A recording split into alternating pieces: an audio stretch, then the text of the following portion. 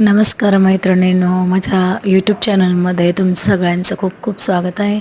तर आज चटकदार आणि चविष्ट लोणच्याची रेसिपी बघणार आहोत आपण.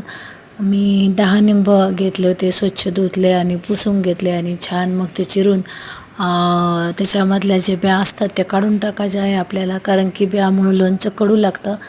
आणि मग कुकरच्या डब्यामध्ये ठेवून आपल्याला कुकरमध्ये थोडंसं खाली पाणी टाकून 2 शिट्ट्या घ्यायच्या आहे.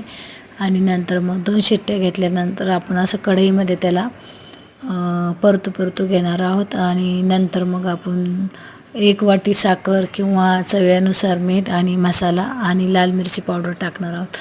तर आपल्याला एखाद्या वेळेस घरात काहीच नसतं भाज्या वगैरे, तर आपण वरण भातासोबत कुठल्याही जेवणासोबत आपण लोणचं तोंडी लावतो, तर आपल्याला तोंडाला चव येते. खूप छान लोणचं लागतं निंबाचं.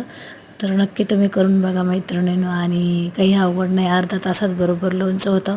आणि बघा आता माझं लोणचं होत आलं आहे. आता मी वाफळून घेतले आहे आणि आता नंतर कढईमध्ये आपल्याला परतू घ्यायचं आहे ते निंब. बघा चवीनुसार लाल मिरची पावडर टाकलं आहे आणि मग अशी साखर टाकली, मीठ टाकलं आणि आता आपण त्याला असं परतू घेणार आहोत आणि वरतून थोडासा मसाला घातला. तर हे बघा आपण मसाला पण टाकला आहे आणि आता एक तारी झाल्यानंतर आपण बरणीत भरून ठेवणार आहोत. तर नक्की माझ्या निंबाच्या लोणच्याची रेसिपी कशी वाटली मैत्रिणींनो, लाईक सबस्क्राईब करायला विसरू नका. धन्यवाद. तुम्ही नक्की करून बघा, खूप छान लागतं.